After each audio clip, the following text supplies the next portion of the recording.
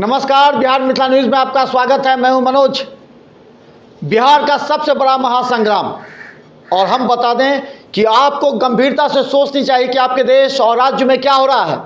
एक तरफ नरेंद्र मोदी के विरोध में इंडिया गठबंधन है, तो इंडिया गठबंधन में भी कभी कभी विरोधाभास हो जाता है। और आज हम आपको मिला रहे हैं आज जातीय जनगणना अभिशाप या वरदान, इस पर हम चर्चा करेंगे। हमारे साथ राष्ट्रीय जनता दल के वरिष्ठ नेता हैं सुनीति रंजन दास जी। सुनीति जी, आपका स्वागत है। सुनीति जी, आपका स्वागत है। आपका भी मनोज जी, आपका भी मिथिला मंच का भी हमारे तरफ से। चलिए, दूसरी तरफ बता दें AIMIM के हैं प्रदेश के कलाम जी। कलाम जी, आपका स्वागत है। जी शुक्रिया, धन्यवाद। तो आज हम सबसे बड़ी बहस करेंगे, क्योंकि ये लाखों लोगों की भावना से जुड़ा हुआ है। क्या 17 करोड़ 7 लाख बिहार के जो जनता है वो आपस में टूट रही है जाति में। उसे भी नहीं मालूम था कि किस तरह जाति, देखिए मुस्लिम के भी अलग अलग जो जाति हैं, मुस्लिम को भी नहीं मालूम है कि मुस्लिम में धोबी है, मुस्लिम में जाट है, मुस्लिम में जट है, इस तरह के हैं। हिंदू का भी वर्गीकरण कर दिया गया 207 जाति। और ये आखिर क्यों हो रहा है? सिर्फ वोट के लिए। अगर बहुसंख्यक में जो आ रहे हैं, अगर जाति में जिसकी जनसंख्या अधिक है उसकी राजनीतिक भागीदारी के लिए लड़ रहे हैं, लेकिन जिसकी जनसंख्या कम है उसे आरक्षण देकर विकास की बात क्यों नहीं हो रही है? सुनीति जी। सुनीति जी। हाँ, देखिए मनोज जी, मैं अपने महागठबंधन इंडिया की तरफ से मिथिला मंच के तमाम साथियों को मैं अभिवादन करता हूं, स्वागत करता हूं।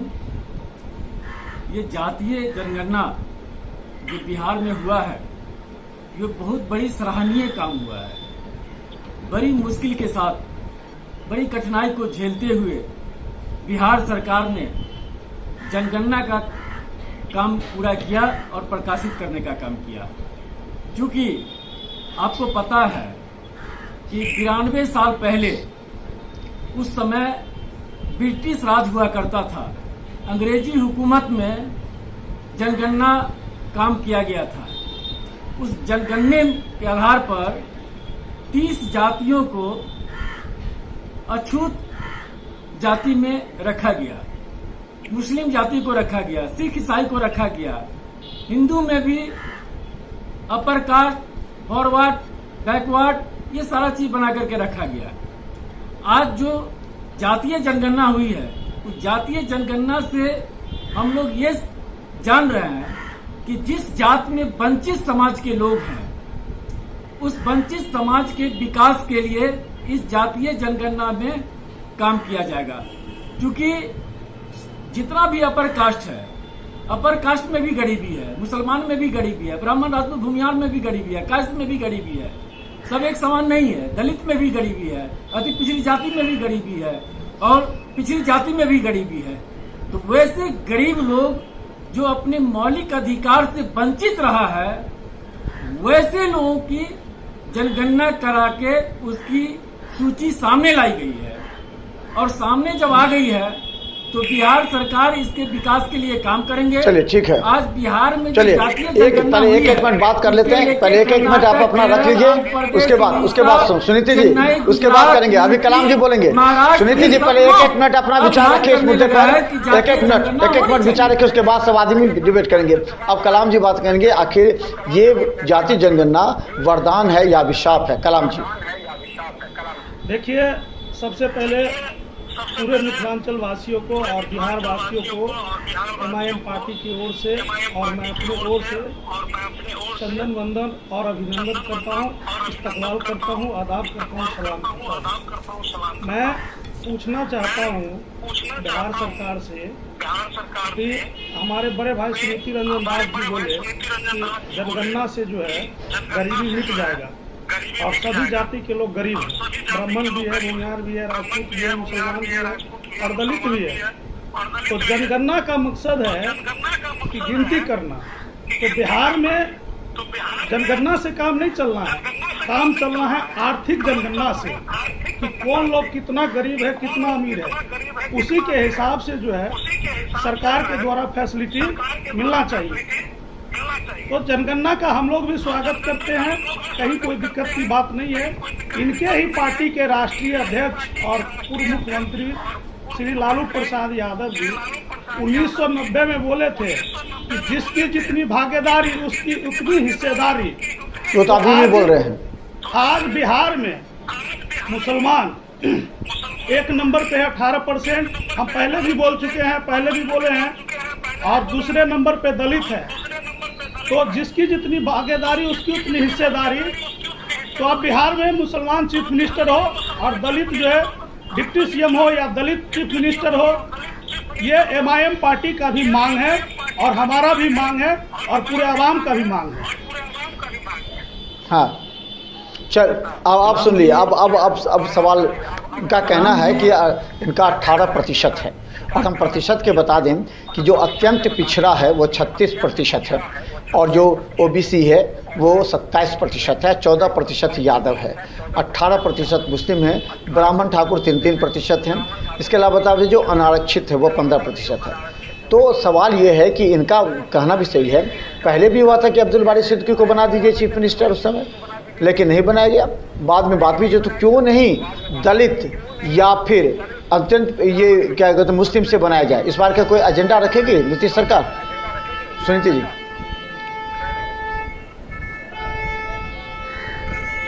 सुनीति जी देखिए, हम अपने छोटे भाई कलाम साहब की बात को मैंने सुना। देखिए, हम लोग जातीय जनगणना को राजनीति से नहीं जोड़ रहे हैं, क्योंकि यही बिहार की धरती है। लेकिन राजनीतिक हिस्सेदारी तो मांग रहे हैं ना सुनीति जी, राजनीतिक हिस्सेदारी तो मांग रहे हैं, हिस्सेदारी तो मांग रहे हैं।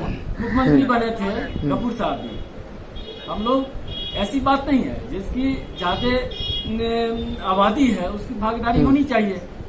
भागीदारी में जो कमियां थी उस कमियां को तो लालू यादव ने दूर करने का काम तो जरूर किया। अगर वो कमियां को दूर नहीं करता तो मैला ढोने वाला का बेटा मोहन राम को ले जाके सदन में नहीं पहुंचाता, गिट्टी फोड़ने वाला मुसरनी की बेटी भगवतिया को भी लेके जाके नहीं देता। और माइनॉरिटी में भी वैसे हमारे बहुत सारे साथी हैं जिन्होंने सदन के अंदर जाने का काम किया है। अब परिस्थिति ये बनती है कि जातीय जनगणना जब कराने के लिए कर्मचारी निकले थे तो वो सारे पूछते थे कि परिवार में कितने लोग हैं, उनकी योग्यता क्या है, उनके पास कौन कौन गाड़ी है, वो कौन बिजनेस करते हैं, वो कौन पोस्ट पर हैं, ये देखा करते थे। और ये सब कॉलम को भरा गया, और भरा गया तो देखा गया। और जिस समाज के अंदर में जो अरबों का संपत्ति दिखाया, उसी समाज में जो है कोई 1000 का भी संपत्ति दिखाया, कोई 500 का भी संपत्ति दिखाया, कोई 50,000 का भी संपत्ति दिखाया, कोई 1 लाख का संपत्ति दिखाया। ये जनगणना आधार में दिया गया। तो उस जनगणना बोल सकते हैं, आप बोल सकते हैं, कलाम जी उनके जवाब को काट सकते हैं। मैं एग्जाम्पल के रूप में सुनीति रंजन दास जी हमारे बड़े भाई हैं, और मैं एग्जाम्पल के रूप में बता देना चाहता हूं कि मोहन राम पहले सीनियर या सुनीति रंजन दास सीनियर। और मुझे याद है जब जनता दल था, चक्कर छाप, उस समय सभी पार्टी एक साथ थे, रामविलास पासवान जी, नीतीश कुमार जी और लालू प्रसाद यादव जी, शरद यादव जी, जॉर्ज फर्नांडिस, मतलब तमाम लीडर जितने थे बिहार के नेतृत्व करने वाले, वो सब लोग एक साथ थे। तो मैं सुनीति रंजन दास जी के ही घर पे जाकर मछली चावल का भोज खाया, और इनके यहाँ जो है नेवला से लेकर के सांप और सारा चीज पोसा गया। और आज जो सुनीति रंजन दास जी का राजनीति हाशिए पे है, इसको मैं इसलिए साबित कर रहा हूँ कि आज बिहार में चाहे वो लालू यादव जी हो, चाहे नीतीश कुमार जी हो, MP की ही बेटा को टिकट देंगे, MLA को ही बेटा को टिकट देंगे, और पासवान का बेटा सड़क पर जो है लड़ाई लड़े, मुसलमान का बेटा मोहम्मद कलाम जैसा आदमी 20 साल तक झंडा ढोते ढोते जो है सड़क पे लड़े, उसको ना MLA का टिकट मिलेगा ना MP का टिकट मिलेगा, और उसका परिवार राष्ट्रीय जनता दल से बर्खास्त भी कर दिया गया। नहीं, बर्खास्त अगर मुझे किया गया तो वो भोला यादव ने किया, लालू यादव और तेजस्वी यादव ने नहीं किया। भोला यादव और जगदानंद सिंह दोनों जो ये चोर है, लुटेरा है, लूटता है दरभंगा को, अभी एम्स बनने से जो रोका है, इसका पूरा हाथ जो है भोला यादव पे है। और सबसे बड़ा चोर है मेरे पंचायत का है। जब हम मुखिया में विकास का काम किए ना, तो सुनीति जी आरोप लगा रहे हो। सुनिए, जब हम मुखिया में डेवलपमेंट किए ना, तो इस चोर को लगा कि यार इतना काम करने वाला लोग है, जानकार लोग है, हम लोग का राजनीति तो खत्म कर देगा। ये एमएलए रहते हुए कितना डेवलपमेंट किया और हम मुखिया रहते हुए कितना, जितना मनरेगा से हम डेवलपमेंट कर दिए होंगे, ये अगले 7 जन्म में भी डेवलपमेंट नहीं कर सकता।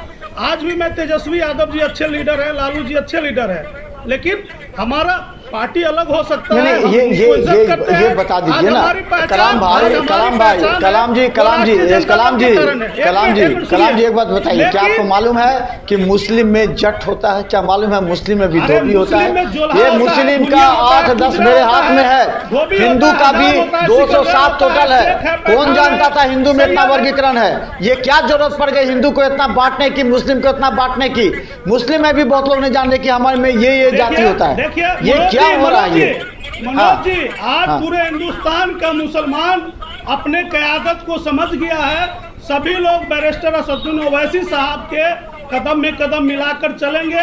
जो मॉडल हैदराबाद में लगा हुआ है, और बहुत सारे साथी हैदराबाद में रहते भी हैं और देखते भी हैं, और वहीं से पैगाम आ रहा है बिहार में भी और पूरे हिंदुस्तान में जा रहा है कि अगर कोई लीडर दलित का बात और मुसलमान का बात, पिछड़ा वर्ग का बात अगर मजबूती से सदन में अगर रखने का काम करता है तो बैरिस्टर असदुद्दीन ओवैसी साहब करते हैं।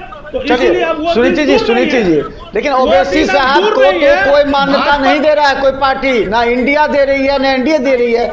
एनडीए का तो बी टीम कहा जा रहा है आपको, तो ये तो मान्यता कहाँ से दे देंगे आपको? इंडिया आप आइएगा तो तोड़फोड़ कर दीजिएगा राजद को, इसीलिए नहीं दे रही है क्योंकि राजद का मुस्लिम वोट बैंक खिसक सकता है। मुझे राजद को नहीं तोड़ना, ना इंडिया गठबंधन को तोड़ना है। हाँ, 70 साल तक तो कांग्रेस पार्टी ने मुसलमानों को ठगा, 20 साल राष्ट्रीय जनता दल ने ठगा और 20 साल अब जनता दल यूनाइटेड ने ठगा।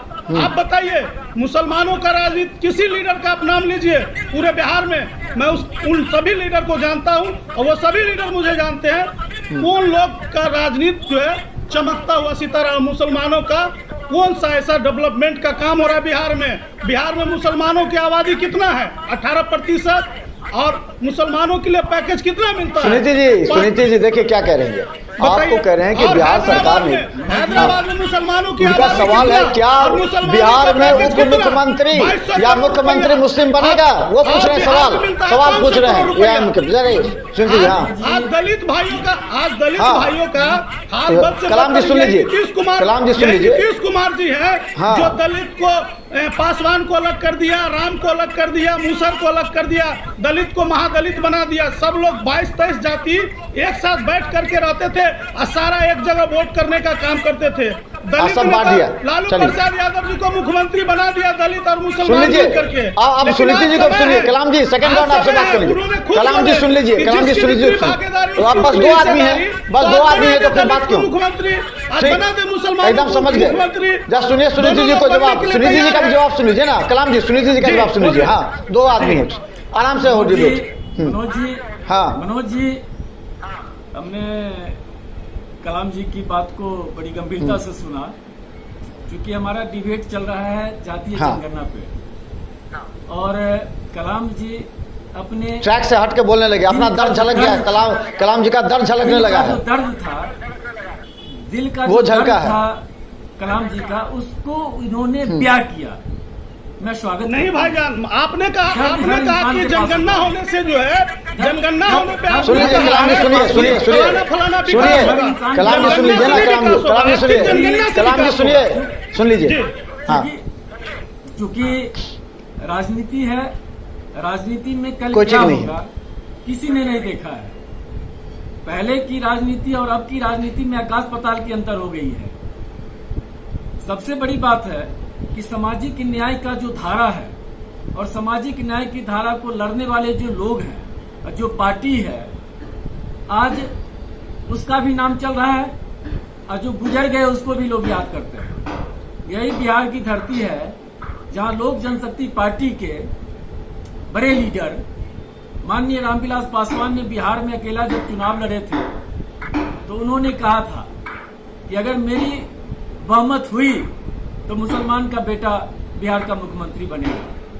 तो समय समय की बात होती है। आपसे मेरा सवाल तो आप जो बिहार सरकार है, बिहार सरकार बोलेगी कि आज मुसलमान बनेगा उप मुख्यमंत्री, बोलेगा 18% उसकी आबादी बता रही है। मेरा सवाल है, मेरा सवाल है सुनीति जी से, आज जो है भारतीय जनता दल तेजस्वी यादव जी बोलते हैं A to Z की पार्टी है, सामाजिक न्याय समाप्त। अगर सामाजिक न्याय होता तो निश्चित रूप से पासवान का बेटा को मौका मिलता, निश्चित रूप से मुसलमान को पहले सुनीति जी का पूरा सुन लीजिए, पहले सुनीति जी का पूरा सुन लीजिए, उसके बाद जवाब दीजिएगा। पहले सुनीति जी का पूरा सुन लीजिए, कलाम जी सुनीति जी का सुन लीजिए, पहले सुनीति जी का जवाब सुन लीजिए, उसके बाद सवाल।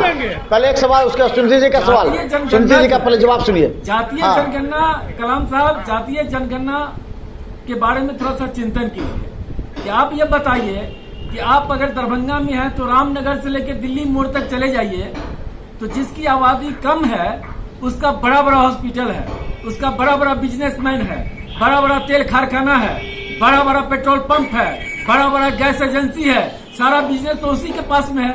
और जिसके पास आबादी है उसके पास कहाँ है? बड़ा बड़ा कॉलेज है, ये बता दीजिए सुनीति जी, ये वरदान है या अभिशाप? बस बहुत छोटा सवाल है, ये वरदान है जाति जनगणना, वरदान है या अभिशाप? जवाब लीजिए, ये तो दिखाया जाएगा ना, हमसे सवाल लीजिए कि जो समाज में हमारी संख्या सबसे ज्यादा है, बिहार को जो है ना हमारी संख्या सबसे ज्यादा है, फिर हम सरकार क्यों नहीं? जिसकी जनसंख्या कम है वो जमींदार कैसे बन गया? उसके पास 100 बीघा जमीन कहाँ से आ गया? उसके पास 50 बीघा जमीन कहाँ से आ गया? आप लोग ऐसे मतलब ये जनता कंफ्यूज जाएगी, क्योंकि बहुत से लोग अपने ही जाति में, हम आपको बता दें, बहुत से लोग ऐसे हैं अपने जाति में जो देखिए कैसा वर्गीकरण किया गया। देखिए दिखा गया है कि दोनावार, वो भी दिखा गया केवल मधुबनी और सुपौल जिले में। ये कौन सा तर्क है ये बताइए? केवल एक जाति जो दोनावार है जो बहुत कम संख्या में है, ये क्या तर्क है? समझ हमारे 10 लाख को मिलेगा, हमारे देश राज्य में मांग कर दिया है, उस सब अपना काम शुरू कर दिया। हमने तो मोदी जी रोक दिए थे, नौकरी मिलेगा। अरे चलिए, आप भटक रहे हैं, रास्ता भटक रहे हैं, बाद में डिबेट करेंगे 10 लाख और 2 करोड़ नौकरी पर हम बात करेंगे। सुनिए ना, अब ये जनता का जाति जनगणना से क्या लाभ मिलेगा? सुनिए सुनिए सुनिए, अब ये बताइए दोनों आदमी ये बताइए, कलाम जी सुनीति जी, कलाम जी सुनीति जी बताइए, सुनिए सुनिए सुनिए, मुद्दे को मत भटकाइए, मुद्दे को मत भटकाइए, सुनिए ना दोनों आदमी। कलाम जी सुनिए बात, कलाम जी सुन लीजिए, कलाम जी सुनिए बात, कलाम जी अच्छे वातावरण में डिबेट होना चाहिए। कलाम जी सुनिए, अच्छे वातावरण में डिबेट, कलाम जी सुनिए, कलाम जी सुनिए बात, मेरा बात सुनिए, कलाम जी मेरा सवाल सुन लीजिए, कलाम जी सुनिए, कलाम जी जनता की बात सुनिए। अभी नीतीश कुमार जी बिहार के मुख्यमंत्री है, दूसरा कार्यकर्ता इनको नहीं मिला। अच्छा कलाम जी सुनिए, एमएलए का बेटा एमएलए बनेगा। चलिए ये तो हो गया, ये हो गया। चलिए ना जाति का एक सवाल, कलाम जी सुनिए, अब सुन लीजिए, दोनों आदमी से एक मेरा एक सवाल है, उस पर बात होगी। कलाम जी सुनिए, कलाम जी सुनिए ना, कलाम जी सुनिए, अरे कलाम जी बात सुनिएगा ना, डिबेट हो जाए, सवाल सुन लीजिए, सवाल सुन लीजिए, दोनों आदमी को करे सवाल सुनिए। कलाम जी थोड़ा विराम लगाइए थोड़ा सा, कलाम जी सुनिए ना, सुनीति जी, कलाम जी एक सवाल और इस सवाल का जवाब दोनों आदमी देंगे, दोनों आदमी सवाल का जवाब देंगे। बहुत अच्छा सवाल पूछ रहे हैं कलाम जी, जनता को क्या फायदा पहुंचेगा इस जाति जनगणना? एक एक करके बोलिएगा, एक एक करके। कलाम जी जा सुनिएगा, कलाम जवाब सुन लीजिए। हाँ हेलो, आ रही है सुनीति जी आवाज आपका? सुनीति जी और कलाम जी, हाँ हेलो, आ रही है आवाज? सुनिए सुनीति जी और कलाम जी सुन लीजिए, सवाल पूछ लीजिए। कलाम जी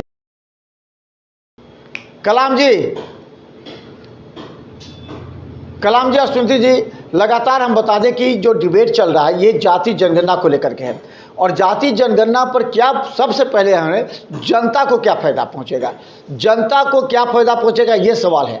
जाति जनगणना सरकार ने जिस तरह ही लागू की है उसको लेकर के विपक्ष कटघरे में खड़ा कर रही है, और सवाल यह है कि उस जाति के भी लोग बहुत नहीं जानते हैं कि हमारे जाति में भी इस तरह के हैं। तो इस तरह का निश्चित तौर पर जो सवाल पूछे जाएंगे उसका जवाब सबको एक एक करके देना चाहिए। हम बता दें, कलाम जी और सुनीति जी एक एक सवाल का जवाब दीजिए। हेलो सुनीति जी और कलाम जी, एक एक शांति से एक दूसरे का जवाब दीजिए। क्या इस जाति जनगणना की रिपोर्ट प्रकाशित होने के बाद जनता को लाभ मिलेगा? एक एक करके बोलिए, पहले सुनीति जी उसके बाद कलाम जी बोलेंगे। सुनीति जी बोलिए। हाँ सुनीति जी बोलिए। जातीय जनगणना से जो मामला सामने आई है, स्वर्णों की आबादी 13 से घट करके 10 से 56% पहुंच गई है। ब्राह्मण 4 से 7 की जगह 3 से 65% हो गया है। राजपूत 4 से कलाम 2 जी की जगह सुनिए, 3 से 45 सुनिए, हाँ तब जवाब दीजिएगा। हाँ, कास्ट का जहां तक सवाल है तो 1 से 2% से लेके कम 0.60% पर आ गई है। अब अति पिछड़ा वर्ग को क्या देख लीजिए। अति पिछड़ा वर्ग की 4,07,80,514 आबादी है। अति पिछड़ा जाति का पिछड़ी जाति का 3,45,63,000। नहीं, हम एक सवाल पूछे, ये तो सबको मालूम है, रिपोर्ट सब देखा है। क्या जनता को क्या फायदा पहुंचेगा, ये जनता पूछ रहे। दोनों आदमी एक एक मिनट बोलेंगे, एक सुनेंगे। सुनीति जी, इस रिपोर्ट से जनता को क्या फायदा होगा, ये जरा बता दीजिए। जनता को यही हाँ, इससे जनता को जो हाँ। लाभ मिलेगा, उसमें जितने जातीय जनगणना हुआ है सभी वर्गों में, उसमें जो विकास से वंचित लोग हैं, जो रोजगार से वंचित लोग हैं, मकान से वंचित लोग हैं, रोजगार से वंचित लोग हैं, हर सरकारी लाभ से वंचित लोग हैं, बिजनेस से वंचित हैं, स्कूल कॉलेज से वंचित तो जिसकी जितनी भागीदारी उतनी हिस्सेदारी की बात कर रहे हैं ना। यानी कि अगर मान के चलिए कि 18% मुस्लिम है तो 18% विश्वविद्यालय में होना चाहिए, महाविद्यालय में होना चाहिए, सरकारी नौकरी में होना चाहिए। सामंती बात है, वो हर जात और धर्म में है। जो मुट्ठी में दबा करके रखा गरीब समाज को, उस समाज को आगे बढ़ने नहीं दिया। लोग अपने आगे बढ़ने का प्रयास किया। इसलिए जातीय जनगणना से समाज का कल्याण होगा, वंचित समाज आगे बढ़ेगा और बिहार का ही नहीं देश का विकास ठीक है। होगा। अब कलाम जी को सुनिएगा। कलाम जी, बहुत शांति पूर्वक एक सवाल का जवाब दीजिए। क्या जिस जाति जनगणना से उन जाति को जो कम है, क्या उनको फायदा पहुंचेगा? और जितनी भागीदारी उतनी हिस्सेदारी, फिर तो वही बात होगी जो पहले लालू जी ने कहा था। ये जो जातीय जनगणना है ना, इससे कुछ जनता को होना नहीं है। सिर्फ नेता लोग जो है अपना अपना फायदा के लिए जो है, हम अति पिछड़े के लीडर हैं, दावेदारी के लीडर हैं, लेकिन किसी को कुछ मिलना नहीं है। मैं दावा करता हूं कि कोई आम आदमी जो एमएलए का बेटा है उसी को टिकट मिलेगा, युवा हो, नौजवान हो, बुढ़ा हो। ये सब कुछ मिलना नहीं है, सिर्फ बकवास है, बातें सिर्फ बनाना है। यहाँ तो जनता चाह रही है ना कि आर्थिक विकास हो। गरीब जो है भूखा मर रहा है, दिन को खाता है तो रात में घर पे खाना नहीं बनता है, रोजगार नहीं मिल रहा है। आज देख लीजिए आप, पंचायत स्तर पे जो है पूरे बिहार को छोड़िए, बिहार के अलावा जो राज्य है, चाहे वो राजस्थान हो, उत्तर प्रदेश हो, देख लीजिए कि मनरेगा से लोग जो है मजदूर कमा करके अपना भरण पोषण कर रहा है। यहाँ पे जो है मतलब कुछ डेवलपमेंट करना, कोई फैक्ट्री है, बहुत लंबा लंबा लोग हाँकते हैं बनने से पहले, और जब बन जाते हैं तो बोलते हैं कि विशेष राज्य का दर्जा दीजिए, विशेष पैकेज दीजिए। तो आपके पास में क्या है जो आप लंबा लंबा भाषण देते हैं? यहाँ तो जनगणना ठीक है, जनगणना आप कुछ करा लो, सब दिन आप सरकार किसी का होगा, जिसको आप कम समझ रहे हो ना, उसी को जो है सारा फैसिलिटी है। राज्यसभा वही जाएगा, विधान परिषद वही जाएगा, और मंत्री भी वही बनेगा। कौन बनेगा जी? कलाम भाई, हाँ। कलाम भाई, राजनीति अच्छी बात है, ओवैसी का राजनीति ठीक है, अच्छा चल रहा है, लेकिन सच्चाई से मुकरना नहीं चाहिए। आज भी बिहार के धरती पर और उत्तर प्रदेश के धरती पर मुसलमान जो है अखिलेश जी को ही मानता है, और बिहार में भी आप गलतफहमी का शिकार मत बने। आप पता कर लीजिए कि उत्तर प्रदेश में एमआईएम पार्टी का कितना वार्ड काउंसलर है और कितना मेयर है और कितना डिप्टी मेयर है। आपको नहीं जानकारी है, डाटा ले लीजिए भाईजान। बिहार में भी बता दीजिए कलाम जी कितना है, बता दीजिए। आपको तो चले गए, राजद वाले लेके चले गए, राजद वाले लेके चले गए कलाम जी, आपके जो भी थे। सुन लीजिए, और हमारे पार्टी को तोड़ दिया तो चले गए वो। लेकिन इस बार हम सीमांचल और मिथिलांचल और सारण प्रमंडल, अभी तो लोकसभा का चुनाव है ना, हमारा 40 सीट पर तैयारी चल रही है, और जहां जहां मैं सक्षम रहूंगा मजबूती से लड़ने के लिए वहां लड़ूंगा। और विधानसभा में हम 243 के 43 सीट पे लड़ेंगे, और निश्चित रूप से जो है बिहार का आवाम, बिहार किसी से गठबंधन भी कीजिएगा क्या? किसी से नहीं, अकेला चलो काफिला बनता चला जाएगा।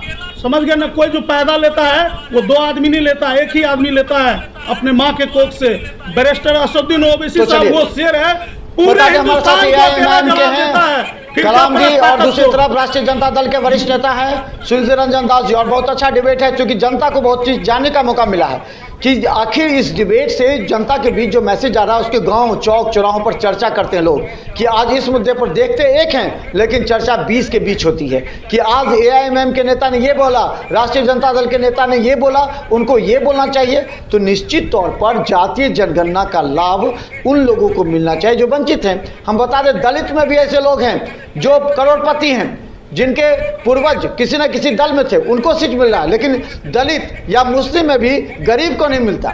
तो आखिर ये कौन तय करेगा? ये जाति जनगणना से तय हो जाएगा क्या? और जिस जाति जनगणना जो मेरे हाथ में रिपोर्ट है 207 जाति है, हमें भी नहीं मालूम है कि हिंदू में इतनी जाति हैं, मुस्लिम में इतनी जाति हैं। इस सब जाति का वर्गीकरण करके क्या खेल खेला जा रहा है, ये सब समझा जा रहा है। आखिर बांटा जा रहा है, बांट के समाज का विकास क्या होगा? अंतिम सवाल का जवाब दोनों से लेंगे, उसके बाद हम इस डिबेट को बंद करेंगे। सुनीति जी, समाज को बांट के विकास हो सकता है क्या? सुनीति जी, उसके बाद कलाम जी। देखिए, अब तो देख रहे हैं कि भाजपा की सरकार RSS की मेल से कभी सनातन की बात करता है, तो कभी जात की बात करता है, तो कभी मंदिर और मस्जिद की बात करता है, तो कभी तुलसीदास।